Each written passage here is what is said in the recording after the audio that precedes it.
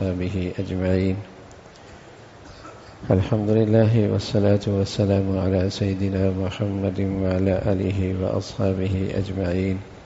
أما بعد، ومن يتوكل على الله فهو حسبه واعبده وتوكل عليه وعلى الله فليتوكل المؤمنون. صدق الله العظيم. اللهم صل على سيدنا محمد وعلى آل سيدنا محمد وبارك وسلم.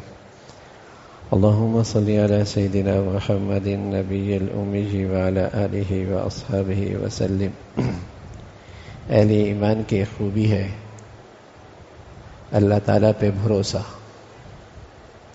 اللہ تعالیٰ پہ اعتماد، جسے کہتے ہیں توکل کرنا. توکل کرنا. حضرات انبیاء علیہ الصلاۃ والسلام نے جو ہمیں سچائیاں بتائی ہیں اور جو حقائق ہمیں بتلائے ہیں، اس میں ایک بڑی سچائی یہ ہے کہ اس کائنات میں جو کچھ ہوتا ہے، نفع نقصان، کسی کو کچھ ملنا یا کسی کو نہ ملنا، یہ براہ راست اللہ کے حکم سے ہوتا ہے.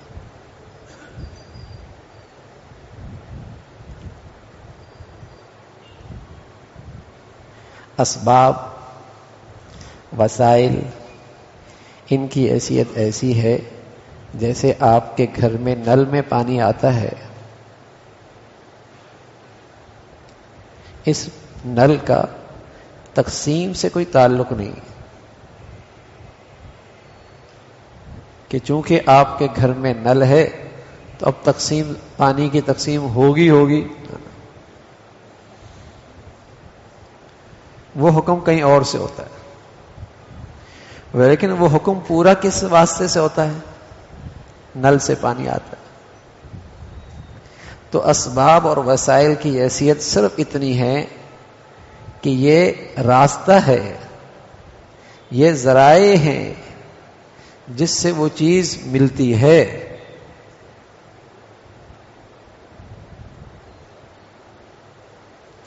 ہمیں نظر آتا ہے کہ اس سے آ رہی ہے، تو فیصلہ اللہ کا ہے، حکم اللہ کا ہے، چاہت اللہ کی ہوتی ہے. اس لیے مسلمان یہ اپنے اندر ایک یقین رکھتا تھا اور اسے یقین رکھنا چاہیے کہ اس کائنات میں جو کچھ ہوتا ہے اللہ کے حکم سے ہوتا ہے، اللہ کی چاہت سے ہوتا ہے. تو وہ اپنے مقاصد، اپنے معاملات میں اپنے اللہ پہ بھروسہ کرتا ہے اور پھر اس کی طرف رجوع کرتا ہے، پھر اسی سے امید رکھتا ہے، پھر اسی سے فریاد کرتا ہے. اس کا نام توکل ہے. پہلے مسلمانوں کی زبانوں پہ یہ توکل کا جملہ بہت ہوتا تھا، انشاءاللہ. یہ توکل کا جملہ ہے. اب تو اگر پہلی بات تو کوئی کہتا ہی نہیں ہے، اور اگر وہ کہہ بھی دے تو اس کے سامنے اس کا مفہوم نہیں ہوتا کہ یہ ہے کیا.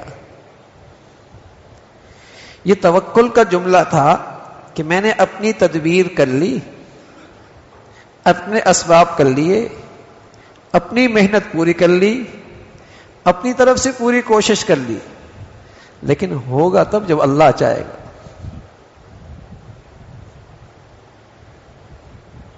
یہ تھا مسلمانوں کے زبانوں پر یہ جملہ انشاءاللہ. اور جب ہو جاتا تھا تو پھر مسلمانوں کی زبان پہ جملہ ہوتا تھا ماشاء اللہ. یہ جو ہوا ہے نا اللہ کی چاہت سے ہوا ہے، اس میں میرے اسباب، میرے وسائل، میری کوشش، میری طاقت، میرا ہنر، میری عقل، اگر اللہ نہ چاہتا یہ سب دھرے کا دھرا رہ جاتا.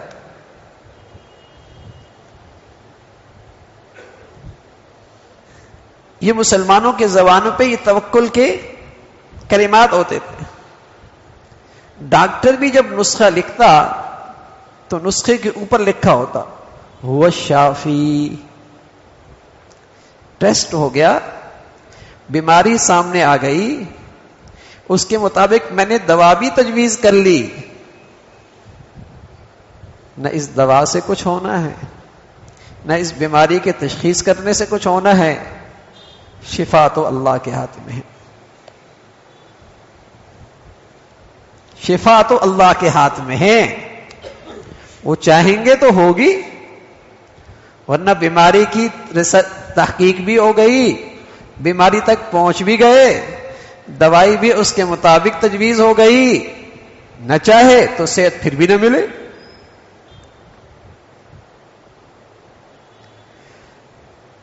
بیماری میں شفا ہو، دوا میں شفا ہوتی تو پھر تو جن کے پاس بیماریاں دوائیاں میسر ہیں وہ کبھی بیمار نہ ہوتے.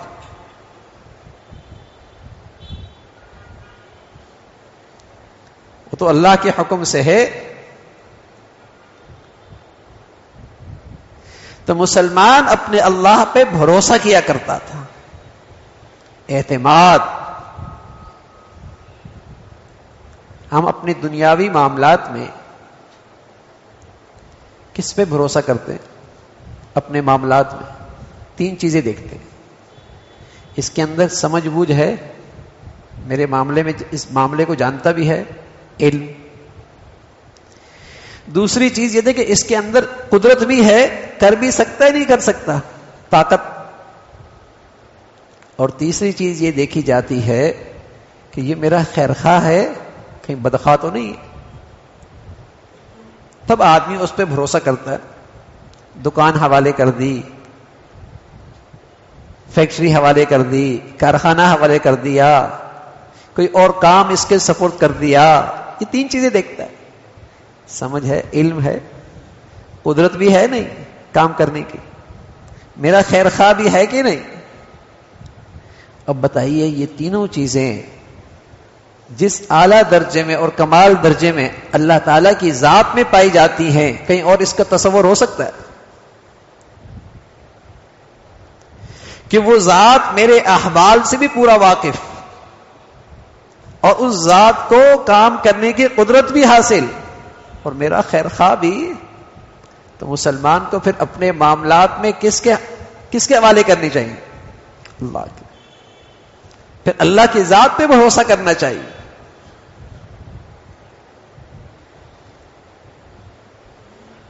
یہ مطلب نہیں کہ اسباب اختیار نہ کرے. حضور علیہ الصلوۃ والسلام فرمایا کرتے تھے سواری کو باندھو اور پھر اللہ پہ بھروسہ کرو. لیکن یہ ذہن ہو کہ میرے باندھنے سے نہیں ہوگا، اللہ کی حفاظت سے ہوگا. تو پھر اللہ کی طرف رجوع کرے گا نا، اللہ تعالیٰ سے امید رکھے گا. تو جس قدر اللہ کی ذات پہ اعلیٰ درجے کا اعتماد اور بھروسہ ہوگا، اللہ کی مدد اور اس کے فیصلے بھی اسی شان سے آئیں گے. پیارے نبی صلی اللہ علیہ وسلم فرمایا کرتے تھے، اللہ تعالیٰ فرماتے ہیں انا عند ظن عبدی بی، بندہ جیسے میرے بارے میں خیال رکھتا ہے ویسے ہی اس کے لیے فیصلہ ہوتا ہے. جب پوری سلطنت چاہ رہی ہے کہ ابراہیم علیہ الصلوۃ والسلام کو آگ میں پھینکنا ہے، پوری سلطنت پیچھے کھڑی ہے، آگ میں ڈالنا چاہتے ہیں اور دکھانا چاہتے ہیں کہ کیسی سزا ہوتی ہے. ابراہیم علیہ الصلوۃ والسلام نے اس موقع پہ فرمایا حسبنا اللہ ونعم الوکیل، میرے لیے میرا اللہ کافی ہے، میرے لیے میرا اللہ کافی ہے. وہی آگ جو جلایا کرتی ہے، جس کے اندر طاقت ہے جلانے کی، لیکن ہے تو اللہ کی مخلوق، حکم تو اس پہ اللہ ہی کا چلتا ہے. اسی اپنی مخلوق کو اللہ نے کہہ دیا قلنا یا نار کونی بردا وسلاما، تو حضرت ابراہیم کے لیے سلامتی والی بن جا، آگ میں گہے بھی، ٹھہری بھی، سلامت بھی رہے. سلامت بھی رہے. حضرت جابر ابن عبداللہ فرمانے لگے رضی اللہ تعالیٰ عنہ، اللہ کے نبی صلی اللہ علیہ وسلم ایک غزوے سے ہمارے ساتھ واپس تھے. ایک جگہ پڑاؤ ڈالا، سب ساتھی اپنے اپنے درختوں کے نیچے، سائے کے نیچے آرام کرنے لگے. اللہ کے نبی صلی اللہ علیہ وسلم بھی ایک کیکر کے درخت کے نیچے جا کے آرام فرمانے لگے.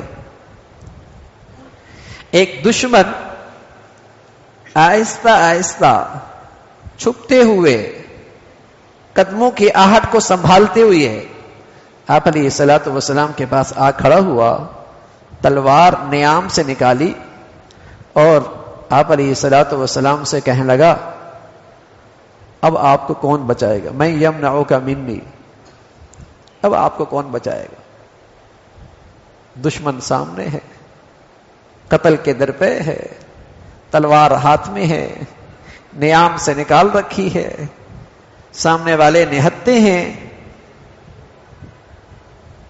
کہا کون بچائے گا؟ پیارے رسول صلی اللہ علیہ وسلم نے فرمایا اللہ، اس شان سے فرمایا کہ تلوار اس کے ہاتھ سے گر گئی. اس عقیدے کی بدولت آدمی اندر سے بڑا طاقتور اور قوی ہوتا ہے کہ اللہ ہے، اللہ کی ذات ہے، وہ بچاتی ہے. اس لیے پیارے نبی صلی اللہ علیہ وسلم فرمایا کرتے تھے لو انکم تتوکلون علی اللہ حق توکلی، اگر تم اللہ پہ بھروسہ کرو جیسے اس ذات پہ بھروسہ کرنے کا حق ہے، لرزقکم کما یرزق الطیر تغدو خماسا وتروح بطانا، تو اللہ تمہیں ایسی سہولت کے ساتھ رزق دے دے جیسے اللہ پرندوں کو دیتا ہے کہ سویرے خالی پیٹ جاتے ہیں، شام کو پیٹ بھرے ہوئے آتے. پرندے اڑتے ہیں، یہ نہیں کہ اس گھونسلوں کے اندر رزق پہنچتا ہے، کوشش کرنی ہے اڑے، لیکن اللہ نے ان کے لیے سہولت کر دی، پیٹ بھرے ہوئے آتے. میں آپ کو سچ بتاؤں، ہمارے دینی کاموں میں نا، اور ان دینی اداروں میں اور اس دینی سفر میں ہمیں یہ چیزیں قدم قدم پہ نظر آتی ہیں. عام طور پہ ان دینی اداروں کے پاس اسباب نہیں ہوتے، وسائل نہیں ہوتے، یہ اللہ کے بھروسے پہ کام شروع کر دیتے. ایسا نہیں ہے کہ فیکٹریاں چل رہی ہیں، پیچھے کارخانے چل رہے ہیں، زمینیں ہیں، ہر مہینے اتنا بجٹ آتا ہے اور اس بجٹ کے مطابق پھر آپ دین کا کام کرتے ہیں. ایسا نہیں ہوتا، بالکل ایسا نہیں ہوتا. ہمارے بزرگ بیٹھے ہوئے ہیں، ہم نے یہ جب لنک روڈ کا ادارہ شروع کیا تو تقریباً ہمارے پاس 9 سے 10 لاکھ روپے تھے اور 3 ارب سے اوپر پیسے لگے اس پر، اور کسی کے سامنے الحمدللہ سوال کرنے کی نوبت نہیں آئی. ابتدا کیسے ہوئی تھی؟ ورنہ دنیا میں تو یوں ہوتا ہے نا کہ پہلے بجٹ بنتا ہے پھر کام شروع ہوتا ہے. ہمارے ہاں یہ ہوتا ہے کہ پہلے کام شروع ہوتا ہے پھر بجٹ آتا رہتا ہے. ہمارے ہاں کل 40,000 بچے پڑھتے ہیں، لیکن جو رہائشی بچے ہیں جن کا کھانا پینا، رہائش، اسپتال، میڈیکل، سفر حضر کے اخراجات، وہ 5,000 ہے. 2.5 وہاں 2.5 دوسری طرف. تو روزانہ یہ بچے 15,000 بچے کھانا کھاتے ہیں ہمارے ہاں. 5,000 ناشتے میں، 5,000 دوپہر، 5,000 رات کو، روز 15,000 ہو گئے. ایک بچے پہ روزانہ کھانے پہ 200 روپے لگائیں تو سالانہ 1 ارب 9 کروڑ روپے بنتا ہے. اور اس کا 1 روپیہ بھی طے نہیں ہے کہ فلاں آدمی دے گا ہی دے گا. ایک آدمی دیتا ہے، لیکن اگر وہ کہتا ہے میاں میرا کاروباری حالات ٹھیک نہیں ہے تو کچھ کر سکتے ہیں. لیکن اللہ کی شان ہے، ایک طرف بند ہوتا ہے اللہ 2 راستے اور کھول دیتا ہے، 2 بند ہوتے ہیں اللہ 3 اور کھول دیتا ہے. ہمارے ہاں جامعہ میں ایک ساتھی تھے تو تمام اساتذہ کی تنخواہیں دیتے تھے کہ میری کاروباری حالات ٹھیک نہیں، اللہ کی مرضی، لیکن ایک دن بھی ان کی تنخواہ کم نہیں ہوئی. اللہ نے اور اسباب پیدا کر دیے. تو ہم اس دینی منظر کو بارہا دیکھتے ہیں. یہ تو میں آپ کو بتا رہا ہوں صرف کھانے کا، باقی اخراجات علاوہ. اور کرد شعبے اس ادارے کے تحت 24 شعبے چل رہے ہیں. یہ 24 میں سے ایک شعبے کا ایک حصہ بتا رہا ہوں.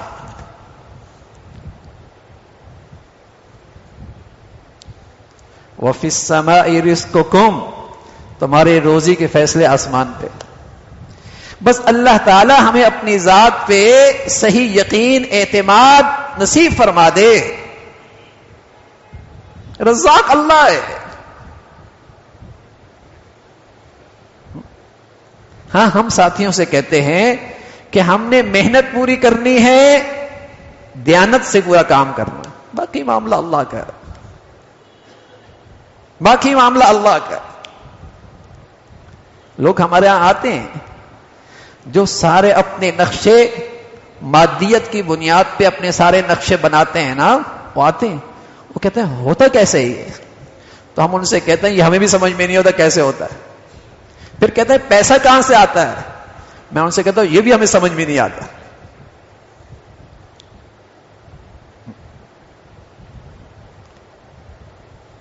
تو یہ اللہ کا ایک نظام ہے.